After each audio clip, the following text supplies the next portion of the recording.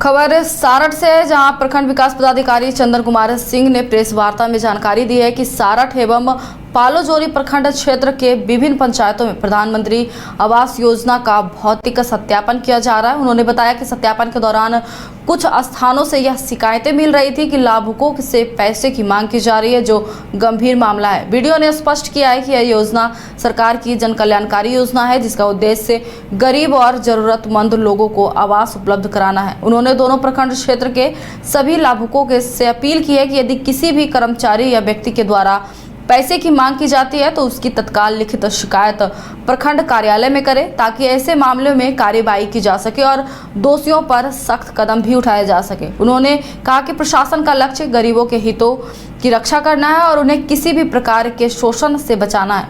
Video Chandan Kumar Singh ने यह भी आश्वासन दिया है कि शिकायत मिलने पर जांच कर दोषियों के खिलाफ कार्रवाई की जाएगी और योजना में पारदर्शिता सुनिश्चित की जाएगी।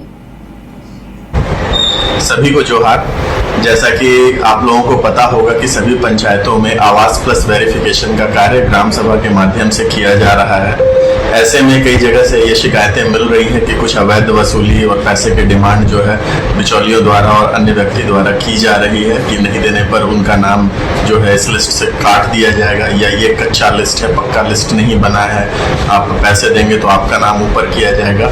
तो मेरे सारठ की समस्त जनता से, पालाजोरी की समस्त जनता से ये अनुरोध है कि ऐसे किसी बहकावे में ना आए।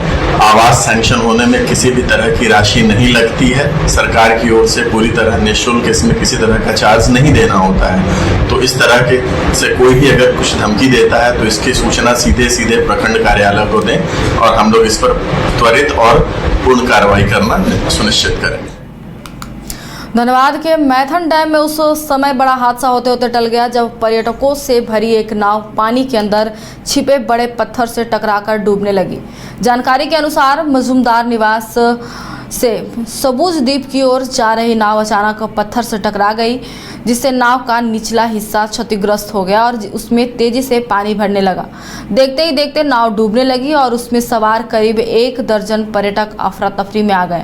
इसी दौरान पास से गुजर रहे बाबू बोट घाट के स्पीड बोट चालक तजुद्दीन ने स्थिति को भांपते हुए तुरंत अपनी स्पीड बोट घटनास्थल की ओर मोड़ी और बिना समय गंवाए एक एक कर सभी पर्यटकों को सुरक्षित बाहर निकाल लिया। उनकी सूझबूझ और तत्परता से एक बड़ा हादसा टल गया। घटना के बाद डैम किनारे भारी भीड़ जमा हो गई और स्थानीय लोगों ने राहत की सांस ली है। बताया जा रहा है कि पिछले कुछ दिनों से मैथन डैम का जलस्तर लगातार घट रहा है, जिससे कई जगह बड़े पत्थर बाहर आ गए हैं और नौकायन के लिए खतरा बढ़ गया है। स्थानीय लोगों ने प्रशासन से सुरक्षा व्यवस्था मजबूत करने और खतरनाक क्षेत्रों में चेतावनी संकेत लगाने की भी मांग की है। सभी पर्यटक सुरक्षित हैं और किसी के हताहत होने की सूचना नहीं है।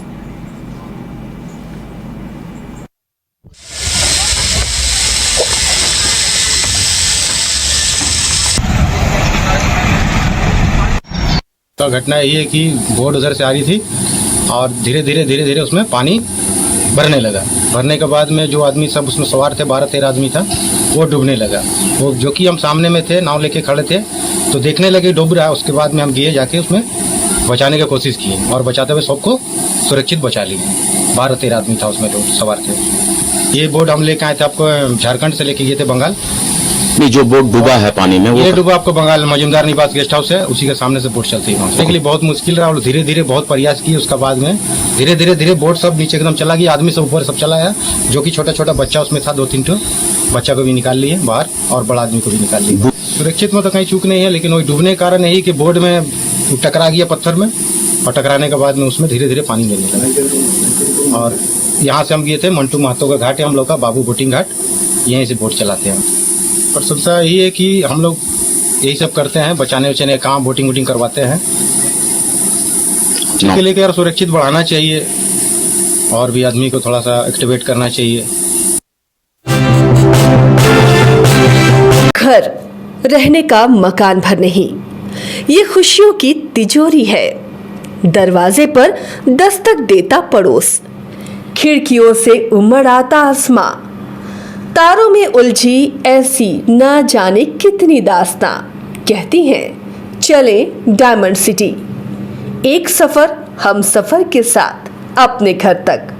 Diamond city life long bonding, 500 से ज्यादा खुशहाल डायमंड परिवार। जल्दी करें, सिर्फ 200 फ्लैट बाकी। आज ही बुक करें अपना आशियाना। क्रिकेट के विश्व मंच पर छा रही हैं रांची की प्रतिभाएं। इन प्रतिभाओं को संवार रहा है जेके इंटरनेशनल क्रिकेट एकेडमी। अनुभवी कोच की देखरेख, सुविधाओं से लैस जेके क्रिकेट एकेडमी अनुशासन और आत्मविश्वास का विश्वास भरा सफर।